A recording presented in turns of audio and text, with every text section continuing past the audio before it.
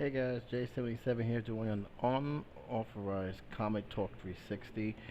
And the reason is because a lot of fans of Batman The Dark Knight have lost their mind after hearing the news that Ben Affleck was chosen to play The Dark Knight in the upcoming Superman sequel. Um, this shocked me a little bit for one reason because when I did the entertainment roundup, I have showed a list of contenders that Warner Brothers was throwing out there, and not one time I actually read that there was Ben Affleck going to be in this film.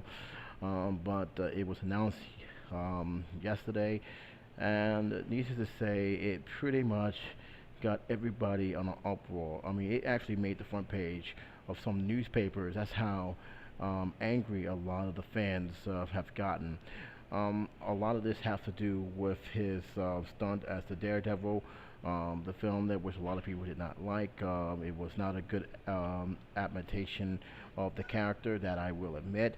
But it's just like it seemed like the fans don't want to let it go. I think the fans are hanging on to that one film, along with other films he was in.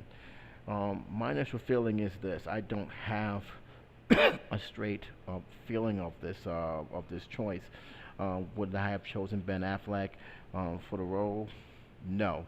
Um, but do am I going to get angry at him for betraying this character? It really all depends. If you're talking about Ben Affleck from the 90s when he was playing movies that was either okay to bad to just why was he in this film, then yeah, I probably would have had an outrage.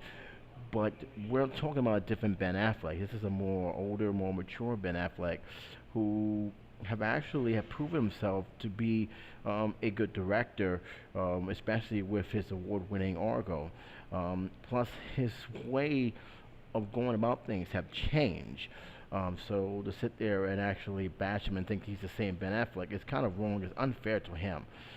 Again, I don't know what is doing. I'm more concerned about the script. I'm more concerned about what they're planning to do in terms of actually giving us a good Batman Superman crossover. I'm also concerned at the fact is that they are pushing this too fast.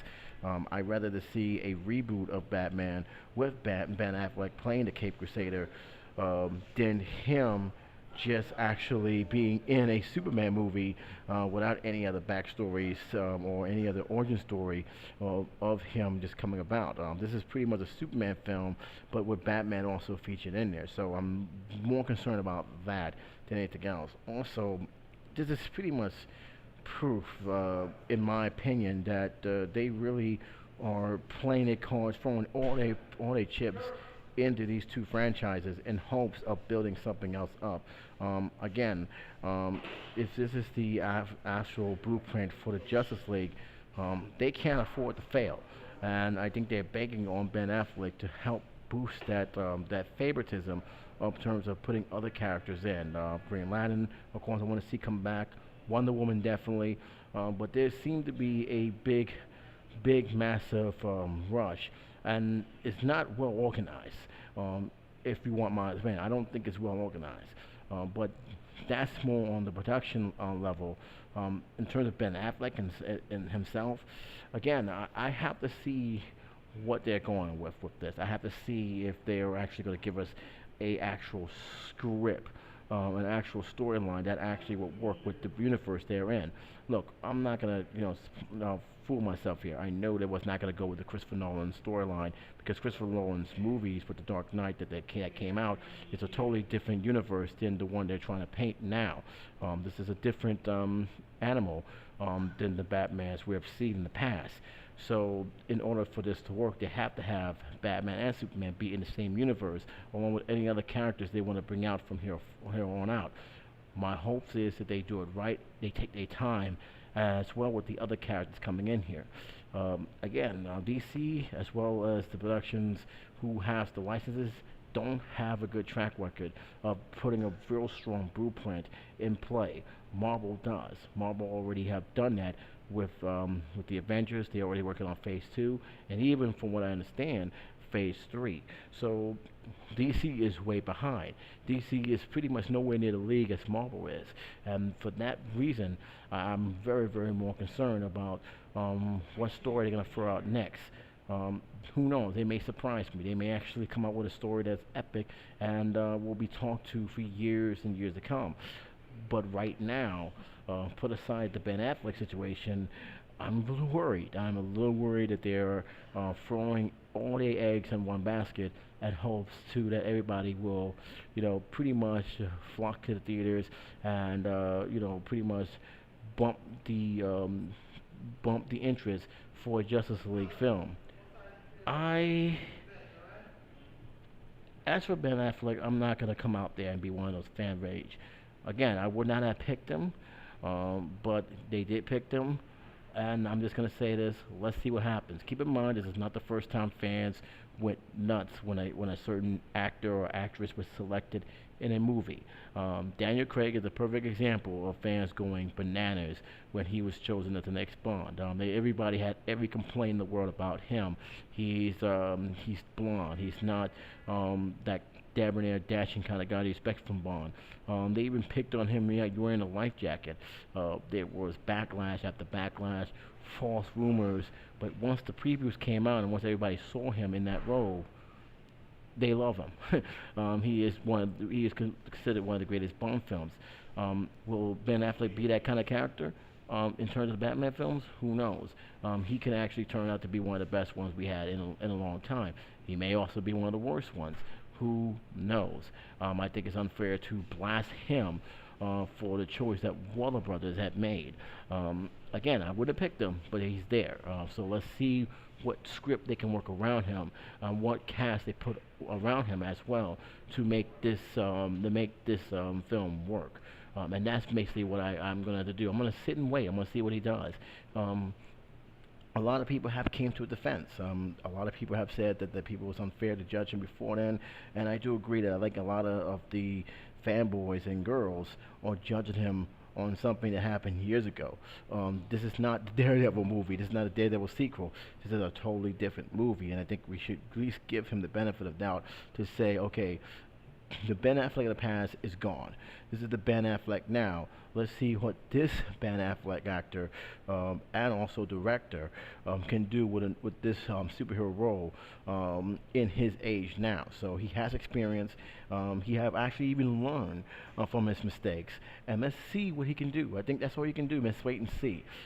Keep in mind, I also say this, that anyone who has picked the role as Batman would probably had a hard time because of the fans' depiction of who the Dark Knight should be. So it's not just Ben Affleck. I think if they would have said that Sean Connery was a pick, will be the Batman, or someone from UK, or even someone who was skinny, like let's put it this way, like Nicolas Cage, I think people would have complaints about it. But this is what it is, and I think that to go crazy and actually have petitions to get him off on the set, like they did with another Batman actor. You know what I'm talking about? Michael Keaton. A lot of people didn't like Michael Keaton, and he turns out to be not only one of the great Batmans, but probably the best Batman, period, because when you look at Michael Keaton, you instantly think Batman. And that's something that not many of the people, besides probably Adam West, can actually say who played the Cape and Cow. So all I'm saying is, let's see what happens. Let's see how this story develops. I'm more concerned about what Brother Brother is going to do production-wise, script-wise, directing-wise, than just Ben Affleck playing the Cape and Cow.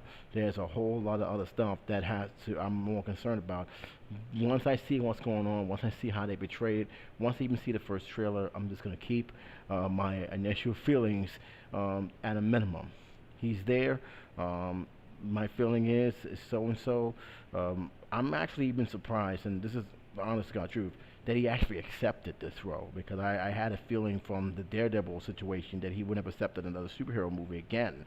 At this point, I actually thought that Ryan Reynolds would probably be a better candidate, but he is here, and I think that I think there's more for him, that he has something to prove. In fact, all this hate, I think, is going to fuel him to prove that I can play this role.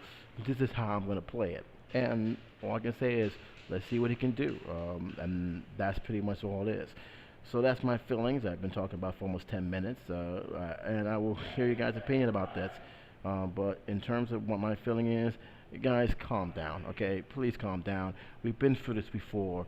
I already said that Michael Keaton had went through the hate mail as well. People literally hated Michael Keaton as Batman before he even actually got a chance to even don the cape and cowl. And what happened?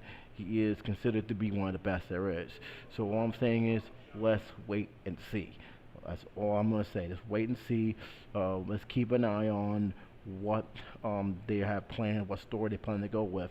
And then once the final production is done, once the trailer is done, then and only then I will actually voice my own opinion for it. But that's pretty much all I got to say about that. What's your opinion about it? Leave it in the comment section. I will be reading it. I will respond for it. But until then, this is J77 saying take care, be safe. I'll talk to you soon.